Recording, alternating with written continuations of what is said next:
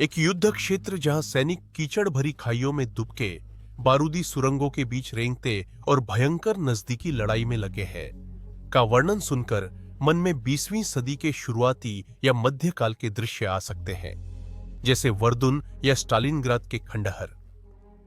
फिर भी ये दृश्य किसी बीते युग में नहीं, बल्कि कुछ साल पहले ही यूक्रेन में सामने आए थे, और यह संघर्ष आज भी जारी है। अगस्त 2022 से शुरू होकर बाखमुत, जो पूर्वी यूक्रेन का हिस्से का एक साधारण शहर है, बदल गया और वर्तमान रूस यूक्रेन युद्ध की सबसे लंबी और भयंकर लड़ाइयों में से एक बन गया। एक प्रांतीय केंद्र जो नमक खदानों और अंगूर बागों के लिए मशहूर था, अब उथली घाटियों, गोलियों से छलनी सड़कों और बमों से क्षतिग्रस्त खंडहरों का जला हुआ इलाका है। लड़ाई के अंत तक शहर की जीवंत जिंदगी पूर्णतः नष्ट हो गई थी। कुछ 100 बचे निवासी अब कमर तक गहरे गड्ढों और बारूदी सुरंगों से भरे मलबे के बीच सड़कों और खेतों में रह रहे थे। यूरोप में द्वितीय विश्व युद्ध के बाद से 75,000 से भी कम आबादी वाले एक शहर में इतनी बड़ी तबाही, मानवीय संकट और सैन्य निवेश पहले कभी नहीं देखा गया था। युद्ध का लड़ाकों पर गंभीर मानवीय प्रभाव पड़ा, जिसे मांस की चक्की कहा गया। अनुमानों के अनुसार इस अभियान में 1 लाख तक रूसी सैनिक, जिनमें 20,000 वैगनर ग्रुप के भाड़े के सैनिक भी शामिल हैं, या तो मारे गए या घायल हुए। यूक्रेनी पक्ष में हालांकि आंकड़े कम सटीक हैं, हजारों की संख्या में हताहत हुए के रिकॉर्ड हैं, और कभी-कभी पूरी ब्रिगेड्स ने अपनी 80% से अधिक जनशक्ति खो दी। हर दिन दोनों पक्षों में सैकड़ों जानें जाती रहीं। यह एक कड़वा सत्य था कि युद्ध का मैदान भले ही पुराने युग जैसा लगता हो, परंतु मानवीय पीड़ा आज भी उतनी ही विद्यमान है। इस एपिसोड में हम जानेंगे कि कैसे एक आम सा शहर एक घातक अभियान का केंद्र बन गया। हम बाखमुत की राजनीतिक और सैन्य स्थिति, भौगोलिक महत्व और युद्ध के दर्दनाक विवरणों की जांच करेंगे। साथ ही हम यह भी समझेंगे कि बाखमुत का संघर्ष यूक्रेन युद्ध के बारे में क्या बताता है, जो अभी भी जारी है। वॉर्स ऑफ द वर्ल्ड्स में स्वागत है। 2013 के अंत में कीव में व्यापक विरोध प्रदर्शन शुरू हुए, जब राष्ट्रपति विक्टर यानुकोविच ने अचानक यूरोपीय संघ के साथ नियोजित एसोसिएशन समझौता छोड़कर मास्को के साथ घनिष्ठ संबंध चुने। इन प्रदर्शनों को मायदान क्रांति कहा जाता है, जो फरवरी 2014 में हिंसक झड़पों में बदल गए, जिसमें 100 से ज्यादा लोग मारे गए। यह 1991 में यूक्रेन की आजादी के बाद का सबसे खूनी सप्ताह था। यानुकोविच देश छोड़कर भाग गए और एक नई पश्चिम समर्थक अंतरिम सरकार स्थापित हुई। रूस ने सरकार परिवर्तन को गैरकानूनी तख्तापलट बताया। कुछ ही दिनों में अज्ञात सशस्त्र लोग, जिन्हें बाद में रूसी विशेष बलों के रूप में पुष्टि की गई, ने क्रीमिया के प्रमुख स्थानों पर कब्जा कर लिया, जो यूक्रेन का क्षेत्र था। 16 मार्च 2014 को क्रीमिया में रूस में शामिल होने के लिए एक विवादास्पद जनमत संग्रह कराया गया, जिसे अंतर्राष्ट्रीय स्तर पर मान्यता नहीं मिली। आधिकारिक नतीजों के अनुसार रूसी सैन्य उपस्थिति के बीच हुए मतदान में 97% लोगों ने रूस में शामिल होने के पक्ष में वोट दिया। 18 मार्च को रूस ने औपचारिक रूप से क्रीमिया का विलय कर लिया। इस कदम की संयुक्त राष्ट्र महासभा ने निंदा की, जिसने भारी बहुमत से यूक्रेन की क्षेत्रीय अखंडता की पुष्टि की। क्रीमिया के विलय के बाद रूस समर्थक अलगाववादियों ने डोनेट्स्क और लुहांस्क में सरकारी इमारतों पर कब्जा कर लिया और कीव से स्वतंत्रता की घोषणा कर दी। इसके बाद रूस ने सैन्य अभियान शुरू किया, पर यह गतिरोध में बदल गया। 2014 और 2015 के मिन्स्क समझौते युद्ध रोकने के लिए बनाए गए थे, फिर भी झड़पें जारी रहीं और 2022 तक मरने वालों की संख्या कम से कम 14,000 हो गई और 20 लाख लोग विस्थापित हो गए। पर्दे के पीछे नाटो और यूरोपीय संघ भी प्रतिक्रिया दे रहे थे। गठबंधन ने रूस की कार्रवाइयों की निंदा की और यूक्रेन के संप्रभु अधिकारों, जिसमें यूरोपीय संघ की भविष्य की सदस्यता भी शामिल है, पर जोर दिया। इसी बीच यूक्रेन ने सैन्य सुधारों को तेज किया और high mobility artillery rocket system, जैसे पश्चिमी हथियार हासिल कर रूसी हमलों का मुकाबला करने की क्षमता बढ़ाई। 2022 की शुरुआत में राष्ट्रपति व्लादिमीर पुतिन ने औपचारिक रूप से स्वघोषित डोनेत्स्क और लुहांस्क पीपुल्स रिपब्लिक की स्वतंत्रता को मान्यता दी और अपने इस कदम को पूर्वी यूक्रेन में जातीय रूसियों की रक्षा का मिशन बताया। फिर 24 फरवरी 2022 को रूस ने पूर्ण पैमाने पर आक्रमण शुरू किया और कई मोर्चे खोल दी। पुतिन सरकार ने नाटो के पूर्व विस्तार और रूसी भाषियों के खिलाफ कथित खतरों को अपने कदम का औचित्य ठहराया। रूसी रणनीति का लक्ष्य कीव और खार्किव पर त्वरित घेराबंदी के माध्यम से शीघ्र विजय प्राप्त करना प्रतीत होता था। यूक्रेनी सेना ने 2014 के बाद प्रशिक्षण और हथियारों से लैस होकर रूस के खिलाफ जबरदस्त प्रतिरोध किया और पश्चिमी देशों का बढ़ता समर्थन हासिल किया। यूक्रेन की राजधानी पर कब्जा करने में विफल होने के बाद रूस ने भारी नुकसान स्वीकार किए। 2022 के मध्य तक यूक्रेन पर रूस का आक्रमण धीमा पड़ गया था और रूसी सेना का मुख्य फोकस डोनाबास क्षेत्र की ओर हो गया था। इस क्षेत्र पर कब्जा न केवल डोनेट्स्क और लुहांस्क को मुक्त करने के लक्ष्यों को पूरा करेगा, बल्कि रूस से क्रीमिया तक एक भूमि गलियारा स्थापित करने में भी मदद करेगा, जो 2014 से एक प्रमुख रणनीतिक उद्देश्य रहा है।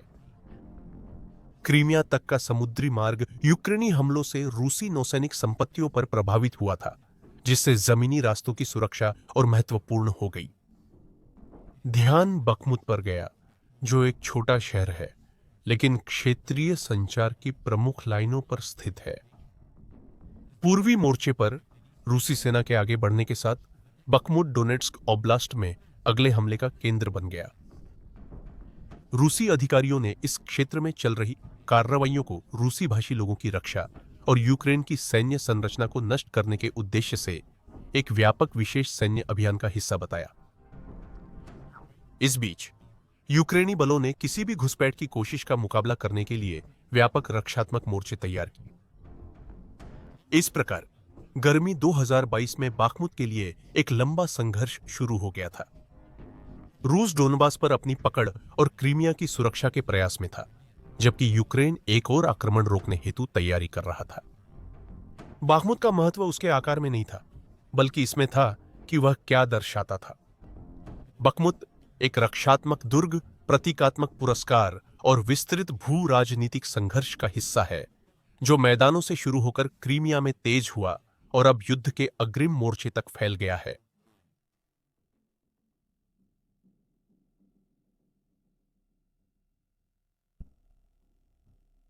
युद्ध पूर्व बाखमुत एक साधारण किंतु ऐतिहासिक रूप से समृद्ध शहर था, जो पूर्वी यूक्रेन के डोनेट्स्क ओब्लास्ट में स्थित था। ऐतिहासिक रूप से बाखमुत की रणनीतिक महत्ता 2022 से काफी पहले से थी। 16वीं और 17वीं शताब्दी में वहां बखमुत का नदी के किनारे एक किला बनाया गया था, जिससे शहर को अपना नाम मिला। 19वीं सदी के अंत में रेलवे पहुंचने के बाद उसके आसपास नमक के कारखाने और आवास विकसित हुए।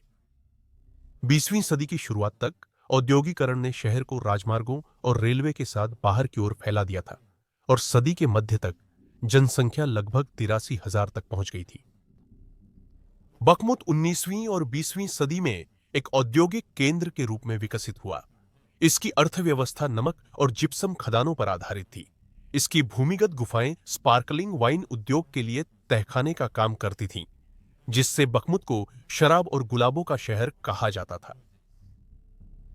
हरे भरे रास्ते, पार्क और 19वीं सदी की इमारतों वाला यह शहर औद्योगिक आधार के साथ साथ एक पर्यटन स्थल के रूप में भी विकसित हो रहा है। बखमुत पूर्वी यूक्रेन की भाषाई विविधता का प्रतिबिंब है। 2022 की शुरुआत में यहां की आबादी लगभग 75,000 थी, जिसमें करीब 70% निवासी खुद को जातीय यूक्रेनी मानते थे। इसके अलावा लगभग 28% की एक महत्वपूर्ण रूसी अल्पसंख्यक आबादी और बेलारूसी, आर्मेनियाई, रोमा और यहूदी जातीय समूहों का मिश्रण भी था। बखमुत एक बड़ा महानगर नहीं था, लेकिन सैन्य दृष्टि से यह एक महत्वपूर्ण लॉजिस्टिकल क्रॉसरोड्स था। यह प्रमुख सड़क मार्गों, खासकर एमो3 जो कीव को डोनेट्स्क से जोड़ता है और डोनबास क्षेत्र की सेवा करने वाली रेल लाइनों के चौराहे पर स्थित था। कीव के नजरिए से बखमुत पर नियंत्रण रखना रूसी बढ़त को धीमा करने, सप्लाई लाइंस को रोकने और पश्चिम में मजबूत रक्षा तैयार करने के लिए समय जीतने हेतु महत्वपूर्ण था। बखमुत पर नियंत्रण रूसी सेना को न सिर्फ क्रामाटोर्स्क और स्लोवियांस्क जैसे बड़े शहरों की ओर बढ़ने का आधार देता है, बल्कि रूस से क्रीमिया तक एक निरंतर भूमि संपर्क भी सुनिश्चित करता है। बखमुत पर कब्जे का प्रतीकात्मक महत्व भी था, जो एक ऐसे युद्ध में रूसी प्रगति की ठोस छवि पेश करता है जिसमें अब तक सफलता धीमी रही थी। दोनों पक्षों ने शहर के चरित्र और विरासत का प्रयोग करते हुए अपनी अपनी कहानियां बुनी। राष्ट्रपति जेलेंस्की ने बखमुत को यूक्रेन के लिए मनोबल का किला तथा गर्व, संस्कृति और पहचान से जुड़ा एक अभिन्न अंग बताया।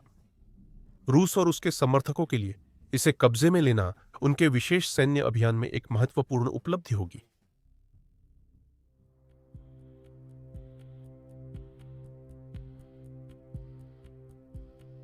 (2022) की देर गर्मियों तक बखमुत का आसपास का इलाका एक शांत पर तनावपूर्ण कृषि क्षेत्र से बदलकर युद्ध के सबसे हिंसक विवादित क्षेत्रों में से एक बन गया था।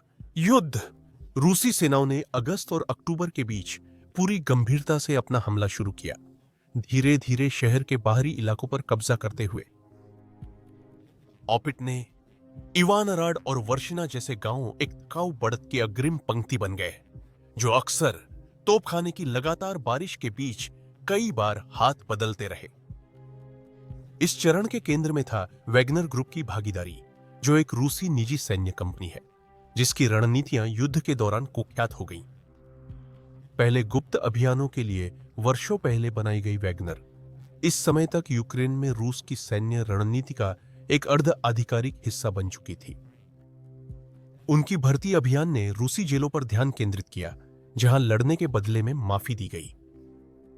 वैगनर पूर्व अपराधियों को अपने अनुभवी लड़ाकों के साथ तैनात कर संकीर्ण क्षेत्रों में बड़ी संख्या में सैनिक भेजता था, भले ही इसकी कीमत कितनी भी हो। एक पकड़े गए रूसी सैनिक ने CNN को बताया कि उसकी 600 की यूनिट में से कुछ हफ्तों बाद केवल 170 ही बचे थे। इन बलों का इस्तेमाल झटके के रूप में होता था, जो यूक्रेनी रक्षा पंक्तियों को तोड़ते, हताहतों को झेलते और फिर रूसी टुकड़ियों के लिए रास्ता छोड़ देते। उनके कमांडर इसे मांस की चक्की रणनीति कहते थे। यूक्रेनी सैनिकों के लिए हालात कठिन थे। जैसे जैसे पतझड़ आगे बढ़ा, दोनों पक्षों ने युद्ध की ऐसी शैली अपनाई जो 20वीं सदी की महान लड़ाइयों से अजीब तरह की समानता रखती थी। खुले मैदानों में सैकड़ों मीटर तक फैली खाइयों ने खेतों को टुकड़ों में बांट दिया था। यूक्रेनी सेना ने शहर के केंद्र से बाहर की ओर कई परतों में रक्षा पंक्तियां स्थापित की ताकि सीधे हमलों को रोका जा सके। गोलेबारी और ट्रैक वाले वाहनों ने मिट्टी को उखाड़कर गाढ़ा कीचड़ बना दिया था। खाइयों को लकड़ी, टायर, तार की जाली और अन्य उपलब्ध सामग्री से मजबूत बनाया गया था। फ्रांस के सैनिकों के अनुसार गोलेबारी के बीच नई स्थिति खोदने में 2 हफ्ते तक लग सकते थे और अक्सर उनके पास केवल बुनियादी औजार और सीमित सुरक्षा ही होती थी। खाइयों के विपरीत, जो 1900 के शुरुआती युद्धों की याद दिलाती थीं, ऊपर का आसमान आधुनिक तकनीक से भर गया क्योंकि ड्रोन का इस्तेमाल आम हो गया था। दोनों पक्षों ने निगरानी और तोपखाने की पहचान के लिए व्यावसायिक क्वाडकॉप्टरों का उपयोग किया, जो जल्द ही आक्रामक भूमिकाओं में भी इस्तेमाल होने लगे। कुछ ने संशोधित ग्रेनेड गिराए, जबकि अन्य आत्मघाती ड्रोन की तरह सीधे लक्ष्यों पर उड़ते हुए हमला करते थे। बखमुत के ऊपर आसमान में उनकी मौजूदगी से लगातार भनभनाहट रहती थी, पर हर नई तकनीक का तोड़ भी आ जाता था। रूसी सेना ने इलेक्ट्रॉनिक युद्ध उपकरणों से ड्रोन सिग्नल को जाम कर यूक्रेनी इकाइयों को अंधा करने या उनके वीडियो फीड हाईजैक करने की कोशिश की। इस तरह बखमुत की लड़ाई पुराने और नए का मेल बन गई, जहां एक तरफ खाइयों और बारूदी सुरंगों की जंग थी, तो दूसरी तरफ ड्रोन, जामिंग और सटीक हमलों की भी लड़ाई थी। यूक्रेनी रक्षकों को अक्सर पूरी तरह अलग थलग रहकर और बारूदी सुरंगों के बीच से रास्ता बनाकर काम करना पड़ता था। एक यूक्रेनी सैनिक सेरही ने सीएनएन को बताया कि वह घायल होकर एक बंकर में कई दिनों तक फंसा रहा, जहां पानी और दवाइयां कम थीं। वह ड्रोन द्वारा गिराई गई चॉकलेट और दर्द निवारक दवाओं से जिंदा रहा।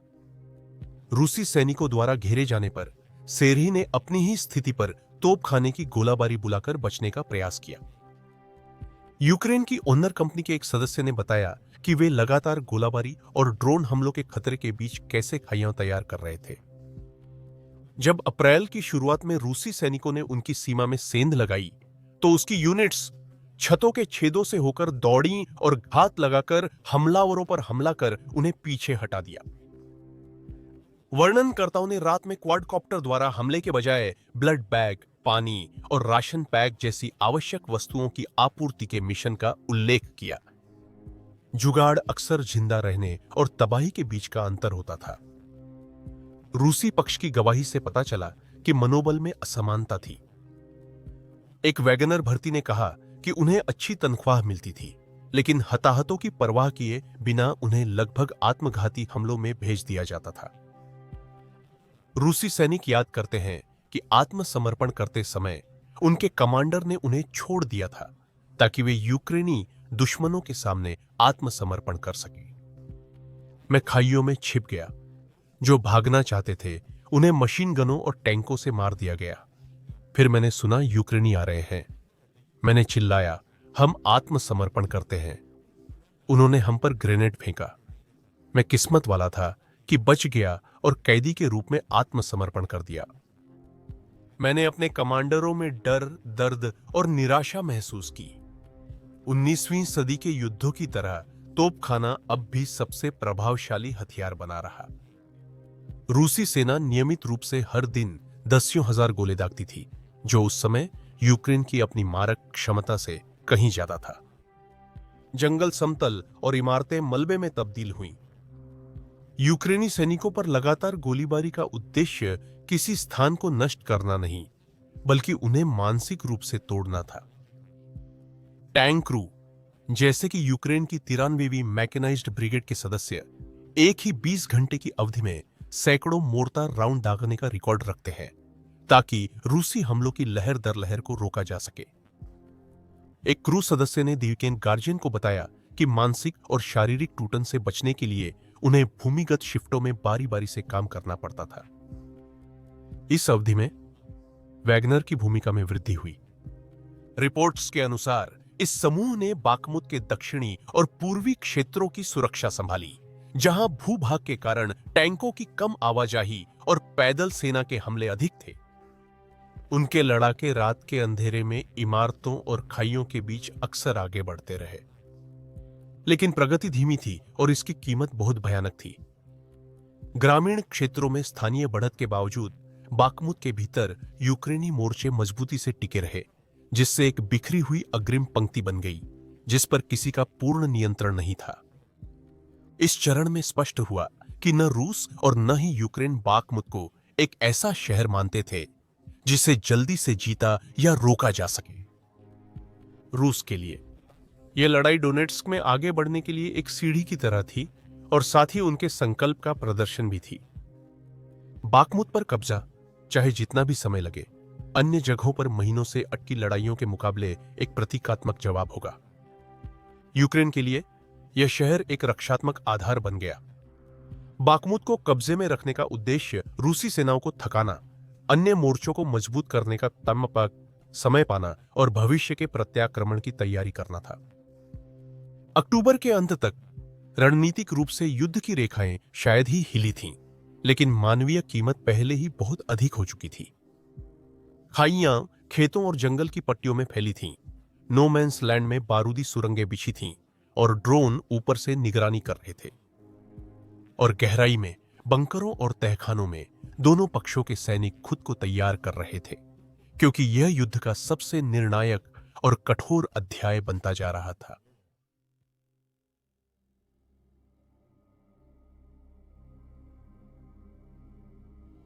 नवंबर 2022 तक बाखमुत की लड़ाई एक पूर्ण पैमाने पर शहरी हमले में बदल गई थी।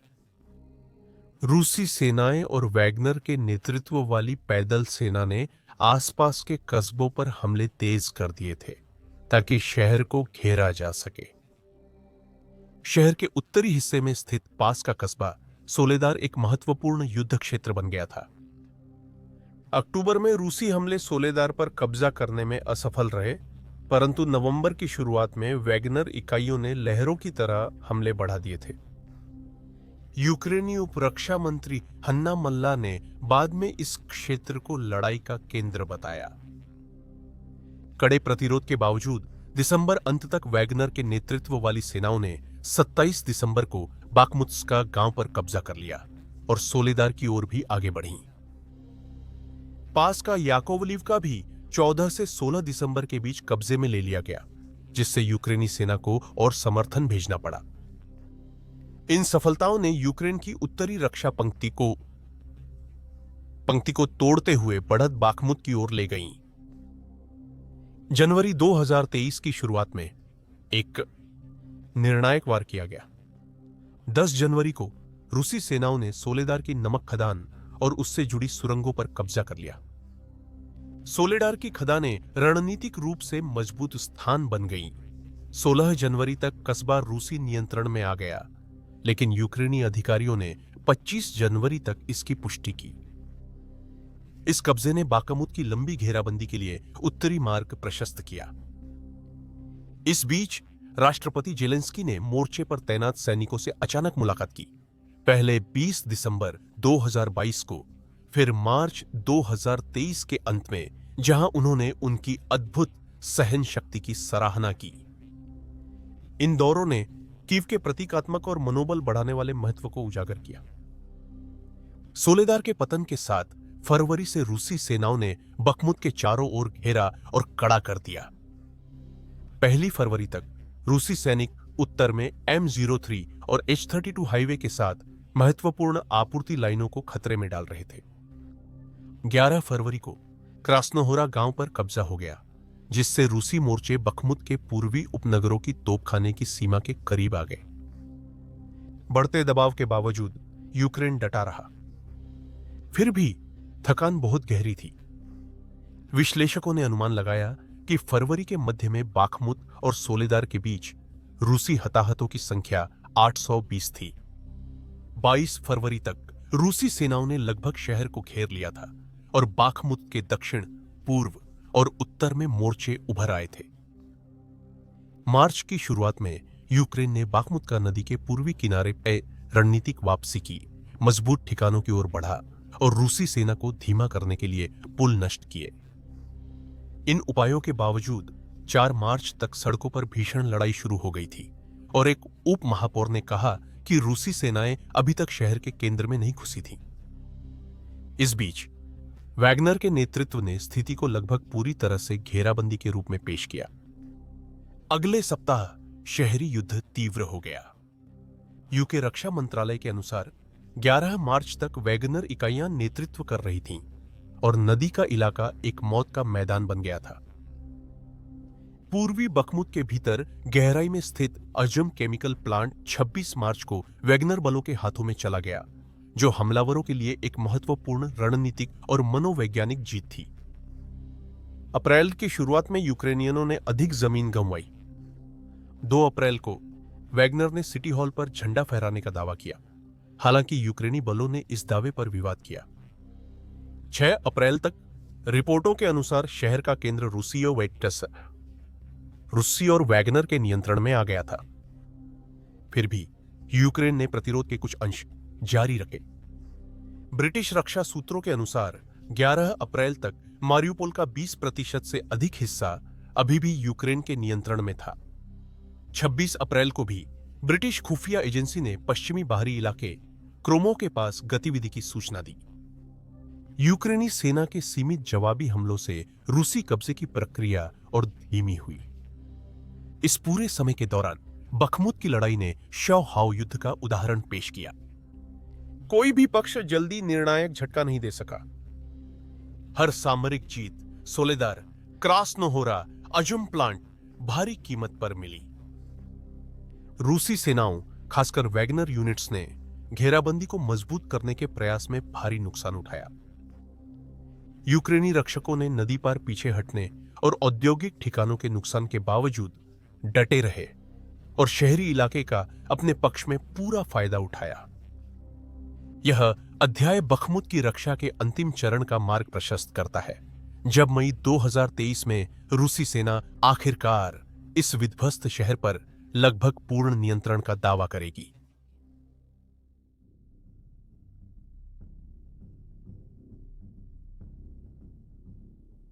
मई 2023 तक 9 महीनों की कठिन लड़ाई ने बखमुत को खंडहर में बदल दिया था। 20 मई को वैगनर ग्रुप के नेता येवगेनी प्रिगोजिन ने घोषणा की कि उनके लड़ाकों ने शहर पर पूरी तरह कब्जा कर लिया है और विध्वस्त शहर के केंद्र में रूसी ध्वज फहराया है। रूसी रक्षा मंत्रालय और राष्ट्रपति व्लादिमीर पुतिन ने इस दावे का समर्थन किया। इस जीत का श्रेय वैगनर की दृढ़ता और नियमित सेना के लॉजिस्टिक समर्थन को दिया। यूक्रेन ने पूर्ण हार की खबरों को नकार दिया। उपरक्षा मंत्री हन्ना मेयर ने स्थिति को गंभीर बताते हुए कहा कि यूक्रेनी सेना अभी भी पश्चिमी उपनगरों के कुछ भागों पर नियंत्रण बनाए हुए है। कमांडर ओलेक्सांडर सिरस्की ने कहा कि किनारों पर भीषण लड़ाई जारी है और यूक्रेनी सेना क्लिश्चिवका और ओर्युखोव वासिलीवका के आसपास जवाबी हमले कर रही है। ब्रिटिश खुफिया एजेंसी ने भी TO 504 हाईवे के साथ यूक्रेनी ठिकानों की मौजूदगी की पुष्टि की। अब गिमुकुक्स की, खासकर दक्षिण पश्चिम में, जबकि रूसी बलों ने केंद्रीय क्षेत्रों पर कब्जा कर लिया है। अगले कुछ दिनों में प्रिगोजिन ने नियोजित वापसी की घोषणा की। वैगनर 10 जून तक शहर का नियंत्रण नियमित रूसी बलों और DPR समर्थित मिलिशिया को सौंप देगा। उन्होंने रूसी सेना के नेतृत्व पर भारी नुकसान और गोला बारूद की कमी का आरोप लगाया, साथ ही चेतावनी दी कि बिना आपूर्ति के वैगनर के सैनिक अनावश्यक रूप से मर सकते हैं। बाखमुत का पतन केवल स्थानीय जीत नहीं, बल्कि इसके गहरे परिणाम होंगे। प्रिगोजिन की बार बार गोला बारूद की कमी की शिकायतें और नौकरशाही साजिश के आरोपों ने वैगनर के निजी नेतृत्व वाले अभियान और रूसी रक्षा मंत्रालय के बीच आसक्ति के बीच गहरी दरारों को उजागर किया। ये तनाव बाद में जून में एक हाई प्रोफाइल सशस्त्र विद्रोह में बदल गए।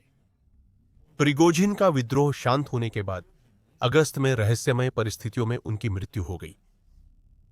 लड़ाई के बाद हताहतों की संख्या चौंका देने वाली थी। शोधकर्ताओं ने अनुमान लगाया कि 10 महीने के अभियान में लगभग 20,000 वागनर लड़ाके मारे गए, जिनमें से कई को कैदी के रूप में या कम प्रशिक्षण के साथ भर्ती किया गया था, यानी प्रतिदिन 200 से अधिक मौतें हुई। यूक्रेनी नुकसान सटीक रूप से मापना कठिन है, लेकिन यूक्रेन लॉसेस की पुष्टि है कि 11,800 से अधिक यूक्रेनी सैनिक मारे गए। रूस ने बाखमुत पर विजय को 2022 की शुरुआत के बाद पहली स्पष्ट सैन्य सफलता के रूप में प्रस्तुत किया। इस बीच यूक्रेनी नेताओं ने अपनी रक्षा को एक रणनीतिक अभियान बताया, जिसका लक्ष्य रूसी संसाधनों को कमजोर कर अन्य स्थानों पर उनके हमलों में देरी करना था। आखिरकार बाखमुत का पतन न तो पूरी तरह से जीत था और न ही हार। इसके बजाय यह एक अत्यंत खूनी घेराबंदी का चरम बिंदु था, जिसमें दोनों पक्षों के भारी नुकसान, विवादित दावे और नियंत्रण को लेकर निरंतर अनिश्चितता बनी रही।